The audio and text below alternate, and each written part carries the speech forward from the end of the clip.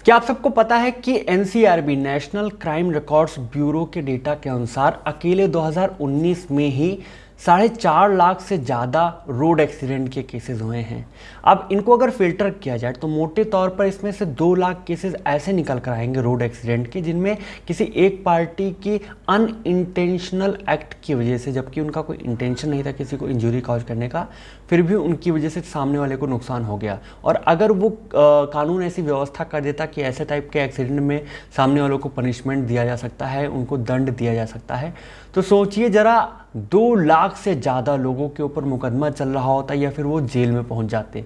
और इस तरह से जेल अथॉरिटी के ऊपर, गवर्नमेंट के ऊपर और कई सारी अथॉरिटीज़ के ऊपर, इवन उस व्यक्ति के ऊपर जो कि इनोसेंट है, जिसने कोई ऐसा इंटेंशनल क्राइम नहीं किया, उसके साथ कोई ना कोई नाइंसाफ़ी हो जाती। और इसी तरह के नाइंसाफ़ी से किसी इनोसेंट पर्सन को बचाने के लिए, अथॉरिटीज़ के ऊपर एक्स्ट्रा बर्डन देने से बचाने के लिए, जुडिशरी को एक्स्ट्रा बर्डन देने से बचाने के लिए और नेचुरल जस्टिस को इंश्योर करने के लिए इंडियन पिनल कोड के जनरल एक्सेप्शन, जो कि चौथे चैप्टर में दिया गया है, इसमें एक प्रोविज़न दिया गया है जिसको हम सेक्शन 80 के अंतर्गत लाते हैं, जिसको हम एक्सीडेंट वाले प्रोविज़न के नाम से जानते हैं। अब एक्सीडेंट होते क्या हैं, इनके बारे में प्रोविज़न क्या दिया गया है, इसमें जनरल डिफेंस के प्रोविज़न क्या हैं, एक व्यक्ति इनको अवेल कैसे कर सकता है, कैसे प्राप्त कर सकता है, इन सभी चीज़ों के बारे में हम बहुत ही विस्तृत रूप से आगे के वीडियो में बात करने वाले हैं। इसलिए पूरे वीडियो को बिना एक भी सेकेंड स्किप किए ज़रूर देखिएगा। तो एक्सीडेंट के इस वीडियो को बिना किसी अनावश्यक भूमिका के चलिए आराम से प्रारंभ करते हैं।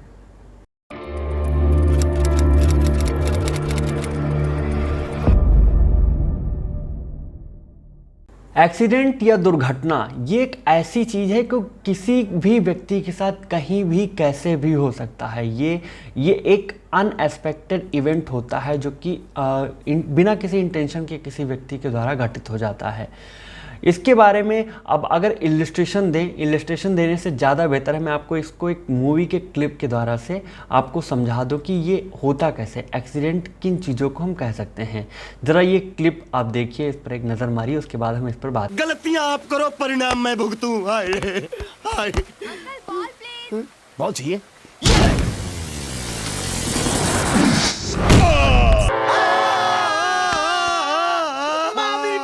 तो देखा आप लोगों ने कि कैसे सलमान खान के साथ एक बहुत ही विहंगम एक्सीडेंट, बहुत ही विहंगम दुर्घटना हो गई।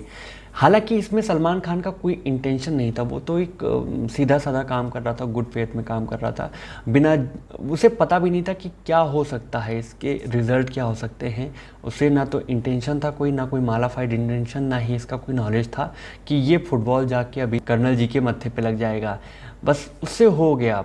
तो ऐसे तरह के एक्ट को जिसमें किसी व्यक्ति का इंटेंशन नहीं होता, ना ही कोई नॉलेज होता है कि इसका क्या इफ़ेक्ट हो सकता है, और जो कि बहुत ही अनएक्सपेक्टेड होते हैं, और ये तब घटित होते हैं जबकि व्यक्ति एक लॉफुल एक्ट को लॉफुल मैनर में कर रहा होता है। ठीक है, तो इस पूरे प्रोसीडर को, इस पूरे मैकेनिज्म को हम एक्सीडेंट के नाम से जानते हैं। अब इसके बारे में प्रोविज़न क्या दिया गया है इंडियन पिनल कोड में, उस पर भी एक नज़र मार लेते हैं। तो section 80 of the Indian penal code बात करता है accident in doing a lawful act के बारे में। ये प्रीलिम्स के और मेंस के दोनों ही पॉइंट ऑफ व्यू से काफ़ी इंपॉर्टेंट है, क्योंकि कई बार इस पे मेंस में शॉर्ट नोट भी बना है। इसमें लिखा गया है कि nothing is an offence which is done by accident और misfortune and without any criminal intention और knowledge in the doing of a lawful act in a lawful manner by lawful means with proper care and caution।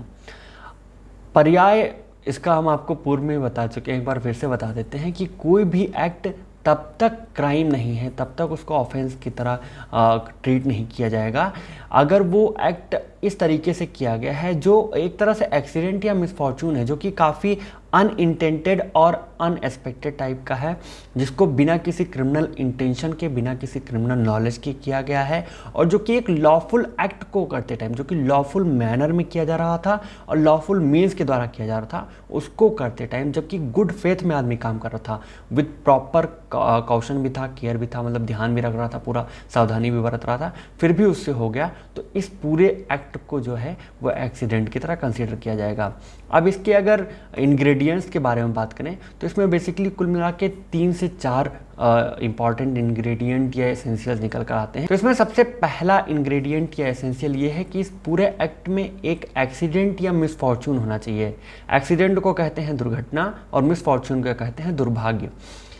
Accident या दुर्भाग्य ऐसी चीज़ है जो कि काफ़ी unintended होती है, किसी व्यक्ति का इंटेंशन ऐसा नहीं होता लेकिन वो हो जाता है और ये काफ़ी अनएक्सपेक्टेड होता है। यानी कि किसी भी जो एक्सीडेंट है या मिसफॉर्चून को होने के लिए इन 2 क्राइटेरियाज़ का, इन 2 चीज़ों का फुलफिल होना ज़रूरी है।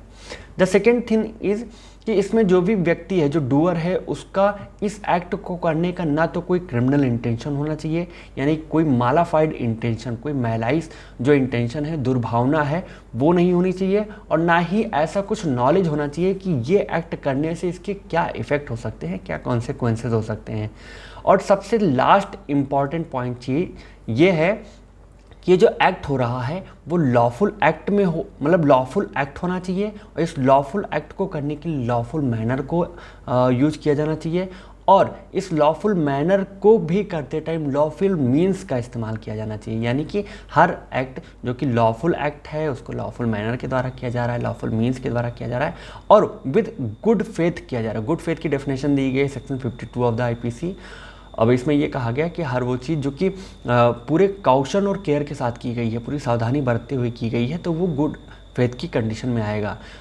तो बस कहने का मतलब ये पूरा ये है कि अगर कोई व्यक्ति बिना किसी क्रिमिनल इंटेंशन के, बिना किसी नॉलेज के कोई लॉफुल काम को लॉफुल मीन्स के द्वारा लॉफुल मैनर में कर रहा होता है और ऐसा करते हुए टाइम कोई एक्सीडेंट या इंसिडेंट कारित हो जाता है, तो उस व्यक्ति को जनरल डिफेंस का, यहाँ पर जो जनरल एक्सेप्शंस के अंतर्गत जो डिफेंस दिया गया है, इसका डिफेंस मिलेगा और उसके इस एक्ट को ऑफेंस नहीं माना जाएगा, उसको पनिशमेंट नहीं दी जाएगी। जैसे मान लीजिए एक व्यक्ति है जो कि अपना घर शिफ्ट कर रहा है, एक जगह से दूसरी जगह पे लेके जा रहा है, तो उसने कुछ लेबर लोगों को बुलाया कि उनका सामान वो ट्रक में भरवा कर पहुंचा दे दूसरी जगह पे, उसके दूसरे वाले घर पे।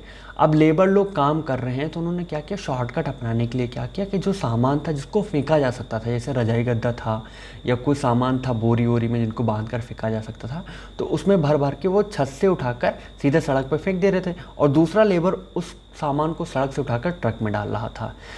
ये जो लेबर था जो छत पर से फेंक रहा था सामान को, उसने प्रॉपर एक सावधानी देने के बाद, ये बताने के बाद कि भैया मैं सामान फेंकने जा रहा हूँ, कोई नीचे से मत गुजरना, और उठाकर बोरी ऊपर से फेंक दी।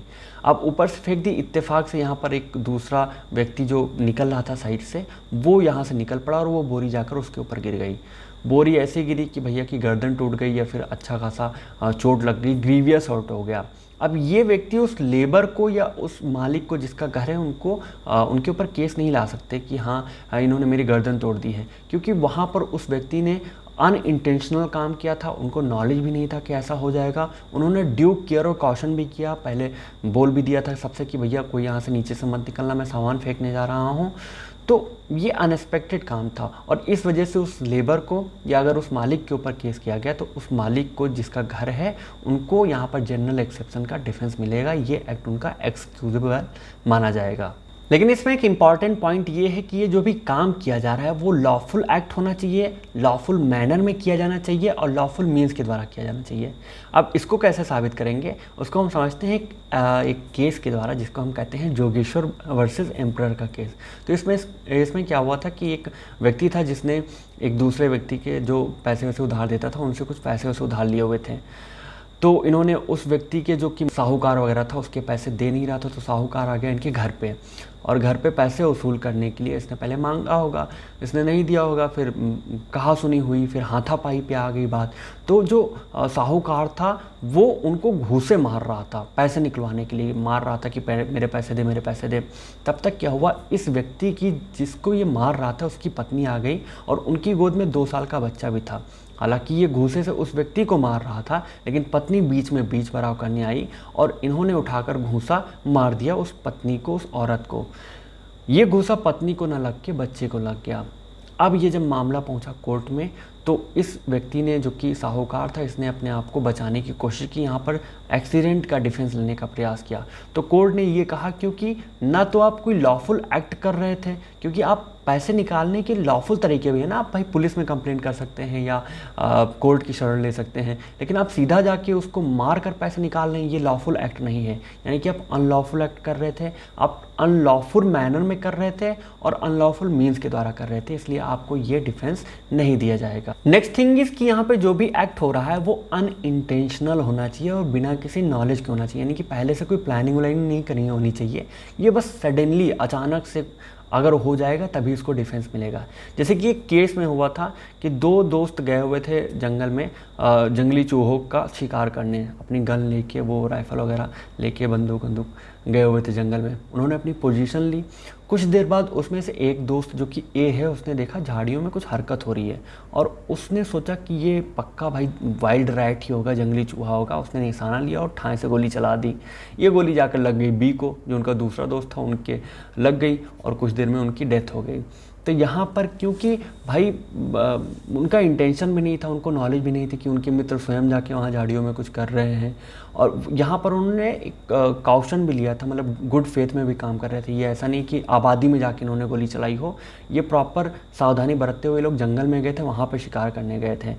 और यहाँ पर एक मतलब उनका कोई इंटेंशन ऐसा नहीं था, कोई मालाफाइड इंटेंशन नहीं था, इसी वजह से यहाँ पर ए को डिफेंस मिल गया। अब मान लीजिए यहीं पर कोई मालाफाइड इंटेंशन होता, ए पहले से ही सोच के रखा होता कि बी को मारना है, चलो इसी बहाने से जंगल में लेके चलते हैं, पूरी तैयारी के साथ गोली वोली एकदम तैयार होके ले गया, और बी तैयार भी नहीं था। जैसे ही वो जंगल में पहुँचे उन्होंने निशाना लिया, ठाई से गोली चला के बी को जान से मार दिया।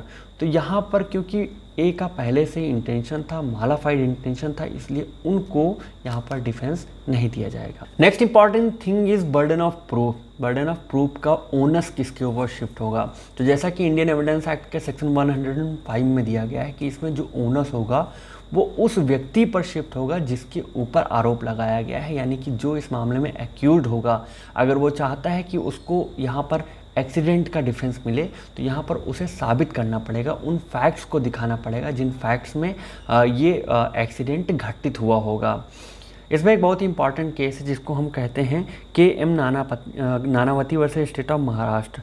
तो इस केस में भी यही चीज़ हुआ था, क्योंकि अगर कोई व्यक्ति डिफेंस पाना चाहता है इस जनरल एक्सेप्शन के दिए गए इस प्रोविज़न में, जो कि सेक्शन 80 में दिया गया एक्सीडेंट है, तो इसलिए उस व्यक्ति को जिसके ऊपर आरोप लगाया है, जो कि एक्यूज्ड है, अपराधी है, उसी के ऊपर ओनरशिप होता है कि वो यहाँ पर अपने आप को साबित करे। बर्डन ऑफ प्रूफ उसी के ऊपर जाता है। और इस वीडियो का सबसे लास्ट पॉइंट जो है वो रेसलिंग का है कि क्या रेसलिंग में ये एक्सीडेंट वाला प्रोविज़न एप्लीकेबल होता है या नहीं होता है। तो इसमें एक केस था जिसको हम कहते हैं टुंडा वर्सेस स्टेट। तो इस केस में क्या हुआ था, दो मित्र थे जो रेसलिंग के काफ़ी शौकीन थे। उन्होंने आपस में ऐसे ही कहा कि आओ भाई मैदान में आ जाओ, दो दो हाथ हो जाएं, और दो दो हाथ कर ही रहे थे। तब तक क्या हुआ कि मतलब एक एक्सीडेंट की द्वारा ही, दुर्घटना के द्वारा ही एक दोस्त ने दूसरे दोस्त को ऐसा धक्का दिया, ऐसा झटका दिया, ऐसी चोट दी कि सामने वाली जो दूसरी पार्टी थी उसकी डेथ हो गई। यहाँ पर जिस पार्टी ने यहाँ पर डेथ कॉज किया था उसको कोर्ट के द्वारा डिफेंस दिया गया एक्सीडेंट का, क्योंकि इन दोनों दोस्तों ने जब स्टार्टिंग में इन लोगों की बात हुई थी तो उन लोगों ने सहमति जताई थी एक दूसरे को चोट पहुंचाने की, क्योंकि रेसलिंग में तो चोट लगेगी ही। तो यहाँ पर जब आप ऐसा कॉन्ट्रैक्ट कर रहे हैं कि एक ऐसा एग्रीमेंट कर रहे हैं जहाँ पर एक जो कॉन्ट्रैक्ट का एक प्रिंसिपल है जिसको कहते हैं वॉलंटरी नॉन फिट इंजूरिया, यानी कि आप अपनी स्वेच्छा अपने आप को हर्ट करने की अनुमति दे रहे हैं, तो यहाँ पर इसको डिफेंस नहीं मिलेगा। लेकिन जिस व्यक्ति के द्वारा ऐसा कृत्य किया गया, जिसके द्वारा ऐसा एक्सीडेंट हो गया है, उसको यहाँ पर डिफेंस दिया जाएगा। तो ये था एक्सीडेंट के बारे में सारे मेजर प्रोविजंस और सारे लैंडमार्क केसेस। आई होप आपको ये सारे पॉइंट्स अच्छे से समझ में आए होंगे।